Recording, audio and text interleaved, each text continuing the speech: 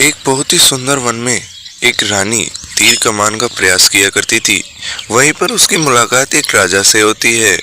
वह राजा और रानी दोनों मिलकर बातचीत करते हैं और उन्हें आपस में बातचीत में ही प्यार हो जाता है।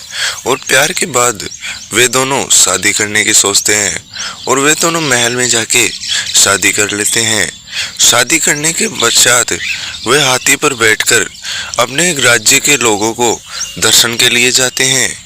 और दर्शन के बाद एक राजा जो कि दिल्ली का सुल्तान अलाउद्दीन खिलजी था, वो रानी की सुंदरता पर मोहित हो उठता है और वह अपने चित्रकार को कहता है कि तुम चित्तौड़ जाओ और रानी का चित्र बनाकर लेकर आओ और मुझे दिखाओ। चित्तौड़गढ़ जाने के लिए चित्रकार निकल जाता है और चित्रकार आकर चित्र बनाता है।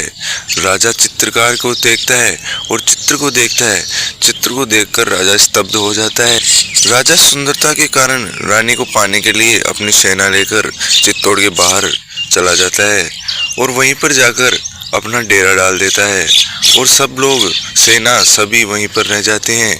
राजा रतन सिंह को बुलाता है वह मैत्री करने के लिए और रानी को शीशे में देखने की मांग करता है। रानी को अलाउद्दीन खिलजी शीशे में देखने के बाद वो उस पर काफी ज्यादा मोहित हो उठता है और कहता है, इतनी सुंदर रानी, काश ये मेरी हो जाती। इस वजह से वह राजा रतन सिंह को बंदी बनाकर अपने साथ ले जाता है। और फिर रानी तब योजना बनाती है कि हम राजा को छुड़वाने के लिए पालकियों का सहारा लेंगे और हम पालकियों में बैठकर जाएंगे। रानी हुबहू वैसा ही करती है।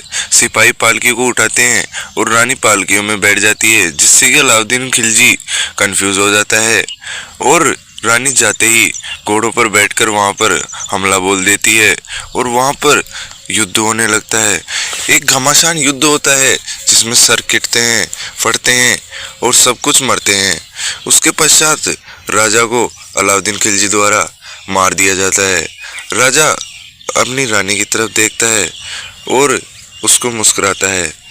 अलाउद्दीन खिलजी रानी को पाने के लिए किले के पास आता है, लेकिन रानी कहती है तुम मुझे छू भी नहीं सकते और रानी उसके पश्चात दरवाजा बंद करके अग्निकुंड में समाहित हो जाती है और इसी तरह कहानी समाप्त हो जाती है।